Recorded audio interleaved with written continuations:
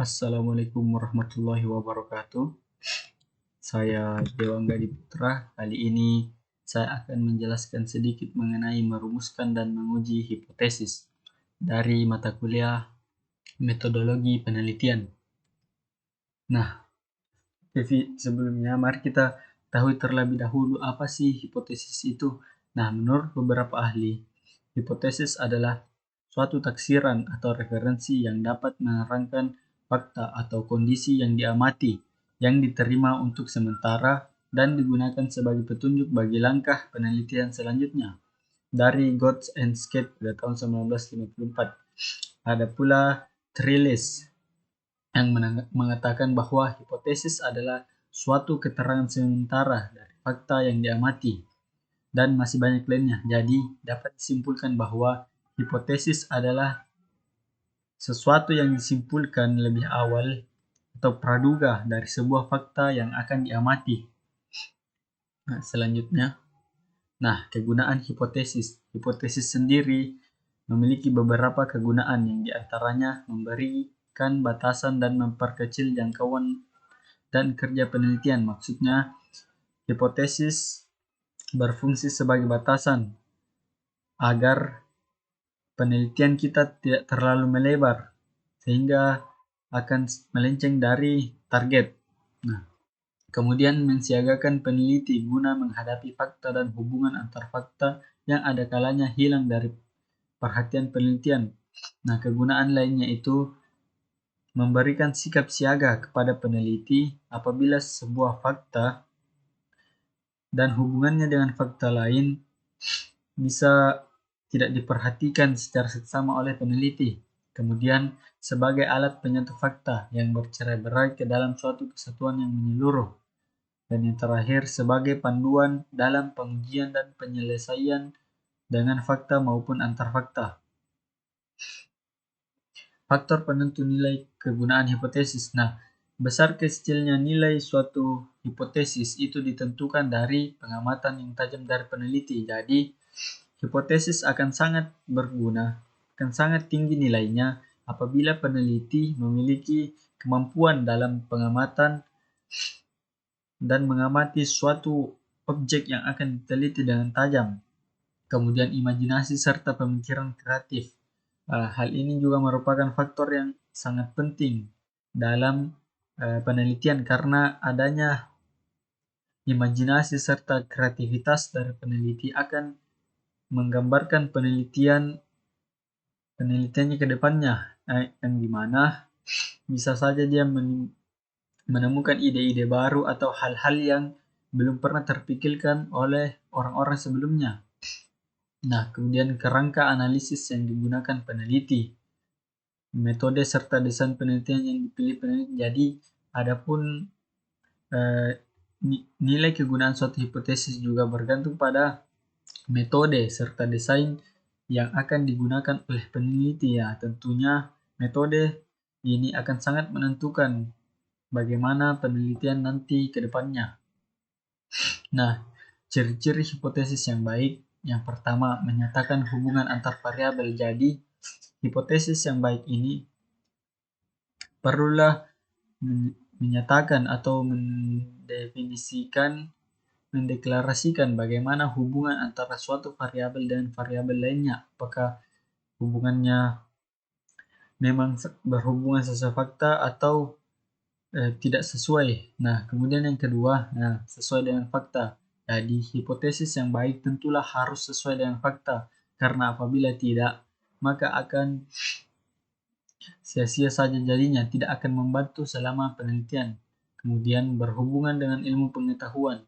Faktor yang satu ini tentunya sangat penting karena jika hipotesis tidak berhubungan dengan ilmu pengetahuan atau misalnya hanya berdasarkan pada khayalan atau hal yang bersifat opini atau pemikiran pribadi seseorang, maka akan sulit untuk diungkapkan faktanya. Kemudian dapat diuji sederhana dan dapat menjelaskan fakta. Di sini kita lihat hipotesis harus menyatakan hubungan antar variabel. Artinya hipotesis harus bersihkan dua atau lebih variabel yang dapat diukur atau berpotensi dapat diukur. Jadi hipotesis yang baik ini harus memiliki beberapa variabel di dalamnya yang tentunya dapat diukur, sehingga akan mempermudah saat penelitian dilakukan. Nah, hipotesis sesuai dengan fakta seperti yang dikatakan tadi, artinya hipotesis harus mengandung konsep dan variabel yang jelas dan tidak berisikan hal-hal yang bersifat metafisis atau bersifat hayalan dan sebagainya. Nah, hipotesis harus berhubungan dengan ilmu, maksudnya hipotesis harus berada dalam cakupan ilmu pengetahuan yang diteliti, jadi tidak boleh melenceng ke berbagai sumber atau ilmu lainnya. Nah, hipotesis harus dapat diuji, maksudnya hipotesis harus spesifik, tidak bersifat umum atau mencatur pada sesuatu hal yang rinci atau hanya itu saja, sehingga dapat diuji menggunakan alat uji yang tepat. Hipotesis harus sederhana, maksudnya hipotesis harus dikemukakan dengan kalimat sederhana, sehingga kecil kemungkinan untuk terjadi salah penafsiran, dan hipotesis harus dapat menjelaskan fakta, maksudnya hipotesis harus masuk akal, tidak bertentangan dengan hukum alam, dan dapat diverifikasi secara deduktif maupun induktif.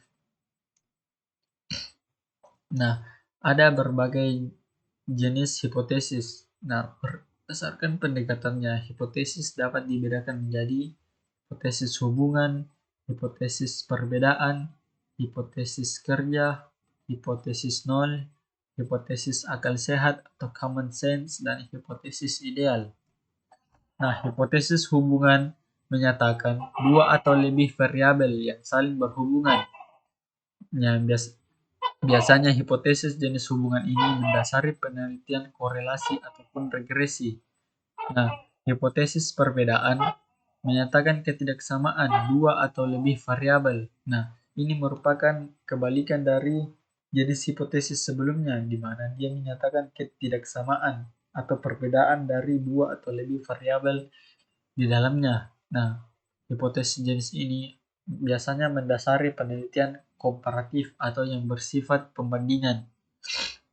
Nah, hipotesis kerja, di mana diuji untuk diterima, biasanya untuk penelitian non-eksperimental. Contohnya, apabila lingkungan bersih, maka insiden malaria akan berkurang.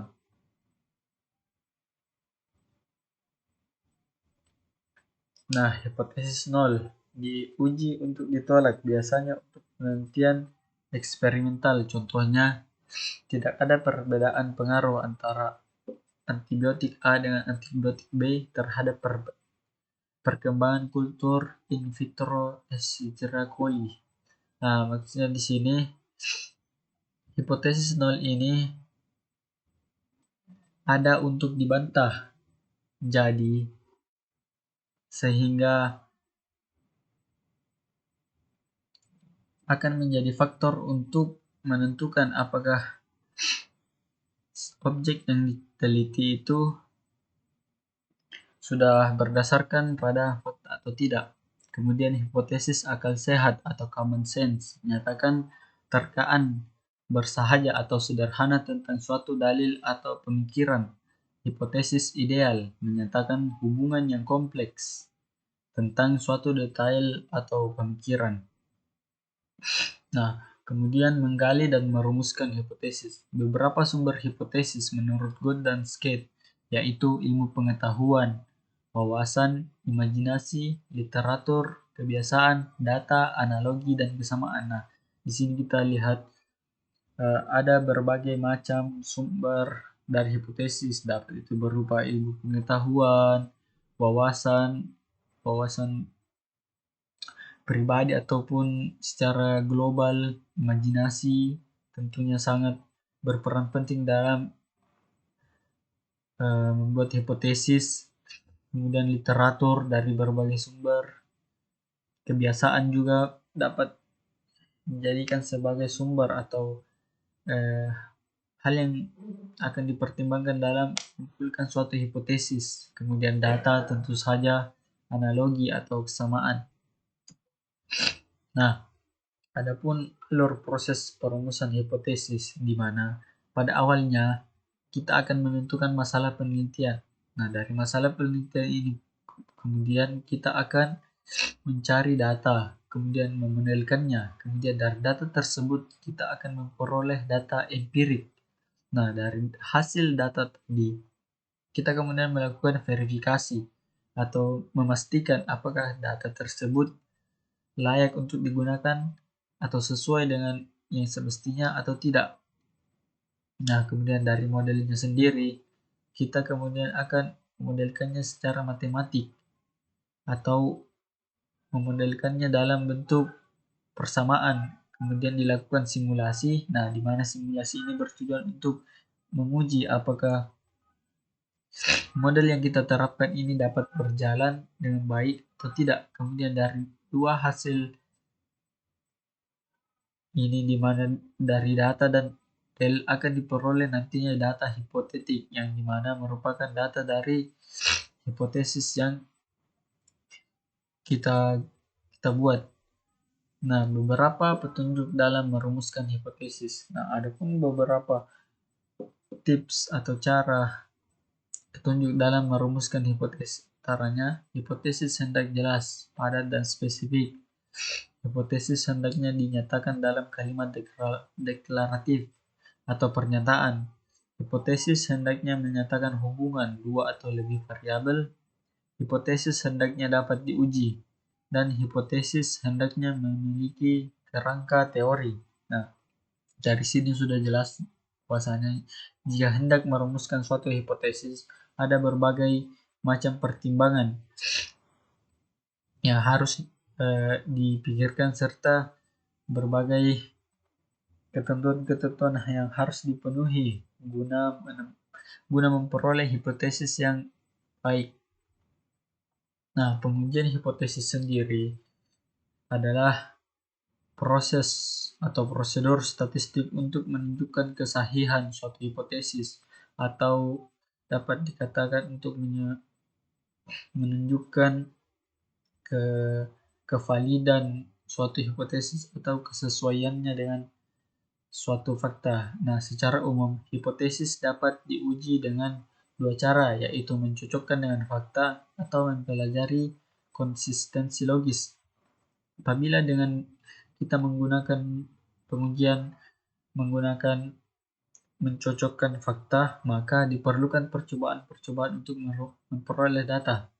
Nah, tentunya apabila kita menggunakan metode pengujian hipotesis menggunakan mencocokkan fakta, haruslah dilakukan yang namanya percobaan. Nah, percobaan ini bertujuan untuk memperoleh data. Nah, dari data-data tersebutlah kita dapat menguji hipotesis kita apakah sesuai atau tidak. Kemudian jika hipotesis diuji dengan konsistensi logis, maka si peneliti memilih suatu desain di mana logika dapat digunakan untuk menerima atau menolak hipotesis. Mungkin hanya sekian yang bisa saya sampaikan. Kurang dan lebihnya mohon dimaafkan.